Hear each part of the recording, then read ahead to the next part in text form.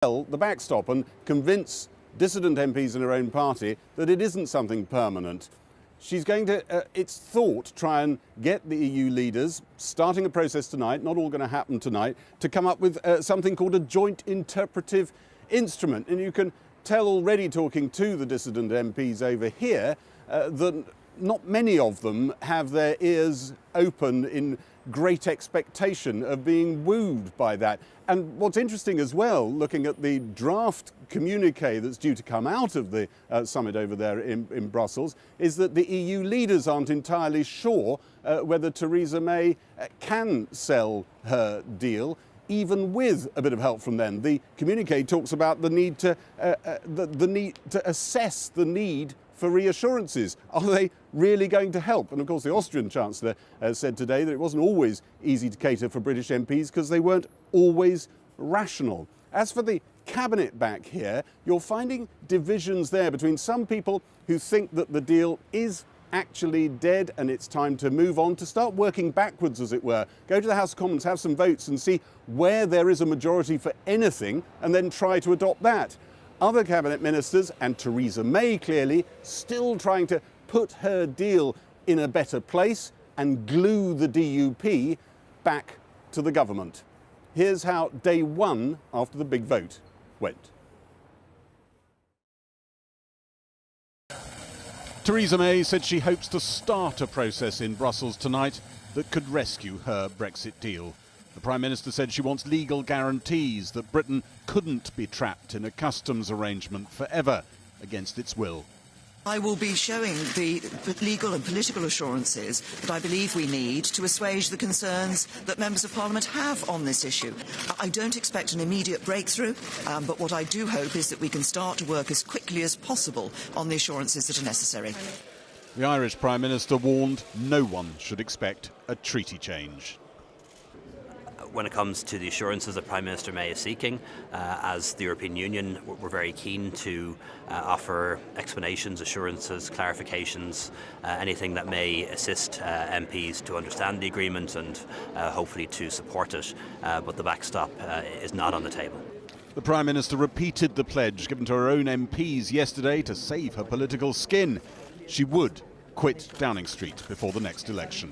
Yes, I've said that, in my heart, I would love to be able to lead the Conservative Party into the next general election, but I think it is right that the party feels that it would prefer to go into that election with a new leader.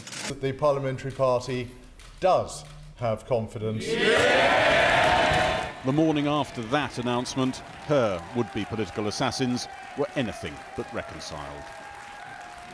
Well, that didn't work very well, did it? What next? Well, the Prime Minister didn't work at all well. No, I meant for you. The whole project didn't work, did it? It's a very bad result for the Prime Minister. A majority of backbenchers voted against her. And if you look back at the history of Prime Ministers, most of them have actually won the formal vote, but have then realised that they didn't have enough support. And the Prime Minister must think about that today. So some people might say you're a rather sore loser. You didn't win yesterday, but you're telling us she's still going to go. Well, the Prime Minister hardly won. Little sign that Theresa May's search for new legal text in Brussels will turn some minds here. Could any of that make any difference to you? We will always look at all of the detail, but we've been through this nonsense before. That doesn't sound like you're going to look at it. You're already calling it nonsense. Well, of course it's nonsense. We need to change the text of the treaty. Ian Duncan Smith voted no confidence in Theresa May.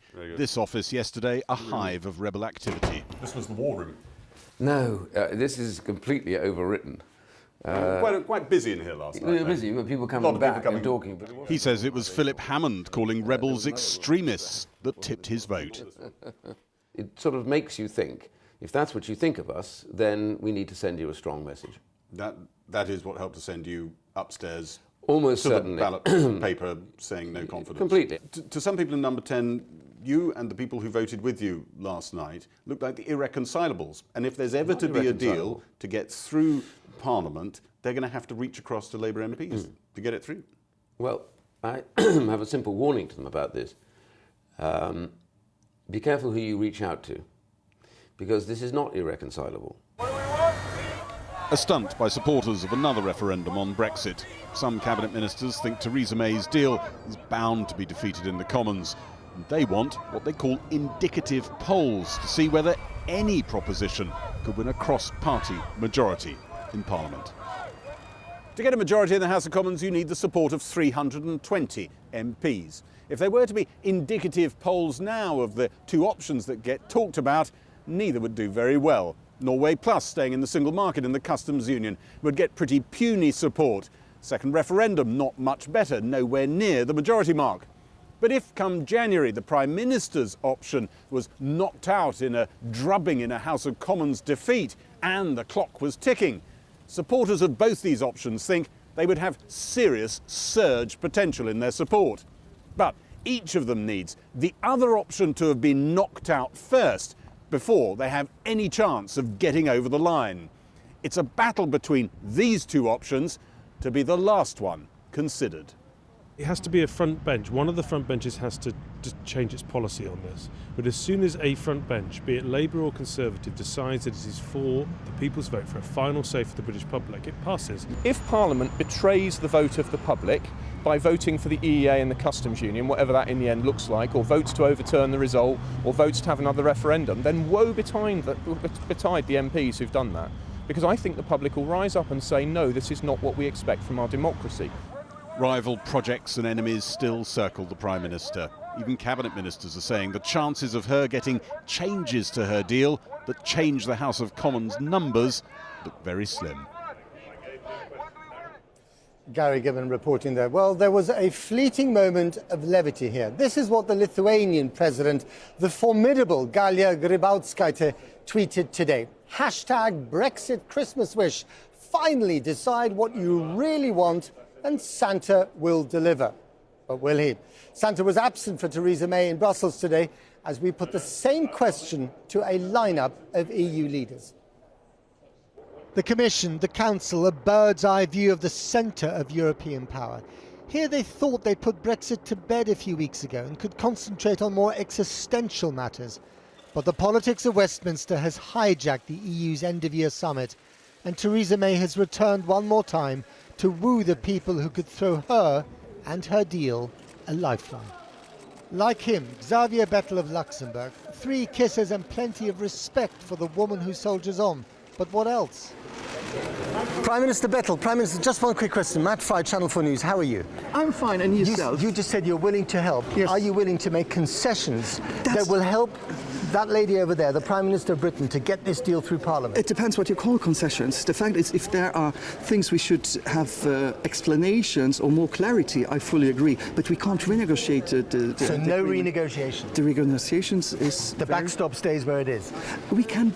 I think the backstop is... I hope that we will never have to use the backstop. That's the third thing. And the second thing is about the backstop. We can speak about interpretations, but I don't want to change the deal we worked the last 2 years. She's standing right there. She's standing right there. The possibility. We have a meeting now. I want it right there. But if you don't give her the concessions that she needs, that deal will fail in Parliament, and you might end up with no deal. Yes. Are you prepared to run that risk? The Brexit is your choice, not mine.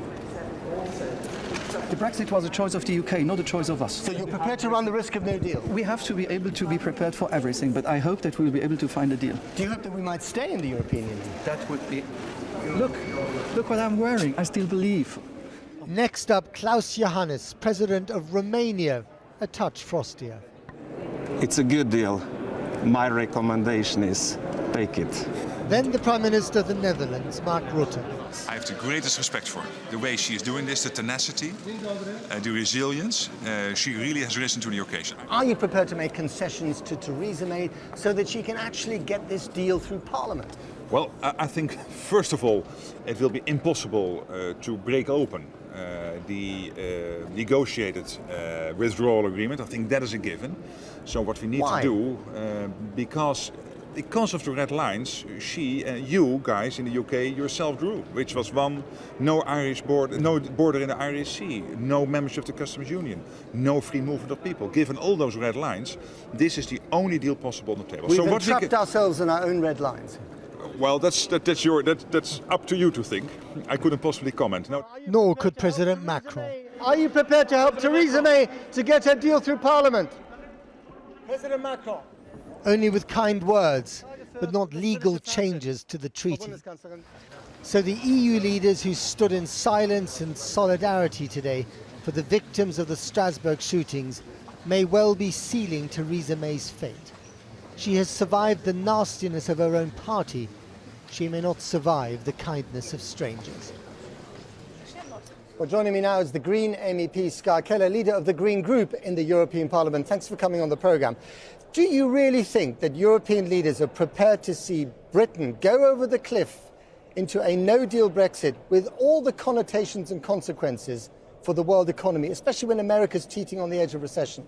Well, no one wants a no-deal Brexit. Actually, no one here wants to have a Brexit, but unfortunately that's what the people in Britain have decided almost 2 years ago. So the question is, how do we get out of this, like, in the best way possible? And for that, from the European Union, like the EU27 perspective, the deal that's on the table is already the best that we had to offer, because we also need to safeguard EU interests. You're saying exactly what they told me this morning on the red carpet, but let's think out of the box, as they say. What are the creative solutions here to prevent a no-deal Brexit from happening? Well, but actually, the deal's not going to survive Parliament. Well, but that's the creative solutions. Any proposals is exactly what we've been asking for from the UK government. The problem is that they have not brought forward any creative solutions, any proposals at all, really. The most creative things that Mr. Barnier could come up with is the backstop, and that's what we're all standing behind, like even the European Parliament, because it's really about principles of the EU, and also it's about peace in Northern Ireland. The Prime Minister of North Rhine-Westphalia in Germany was here the other day in Brussels and said that if there is a hard Brexit, a no-deal Brexit, it's like the Lehman Brothers shock for the world economy, especially the German economy, but also the rest of Europe. I mean, that is a serious issue to contend with, is it not? Absolutely. Really, no one wants to have a no-deal Brexit. That is very, very clear. But the question is, what's on offer? And what about a second referendum? Again, another vote in Britain on, Well, of course, that's up to the people in Great Britain to decide, but if they were to decide to change their mind, then they need to be welcomed back. There should be open doors for the people of Great Britain, absolutely. But that is up to Great Britain to decide, of course. It's up to Great Britain, but would you encourage it? Well, I would say if the people of Britain were to change their minds, then our doors and our hearts and arms are very well open to them. Are you sure about that? Because there are quite a few people in this town that I speak to who say, you know what, having the Brits stay as even more tricky relatives than they were in the past is something that not everyone wants. No, for me, the Brexit is a real tragedy. We have so many great friends there, but also Great Britain is not going to move away. It's very close to the rest of us. And we're linked in a partnership. We're linked together in geography, and for creating a better future, we need each other. That's why I think it's such a tragedy. In 10 seconds, if national populism rises further in Europe, would you blame the Brits for having thrown the first stone at the glass house of Europe? I think I wouldn't blame them. I would still think it's a tragedy that they have left, and I would always want them to come back. Ska Keller, thank you very much indeed. Well, there you heard it here. By the way, there will apparently be an emergency summit in January, so the negotiations, the agony, the trench warfare of Brexit will just grind on to the very bitter end.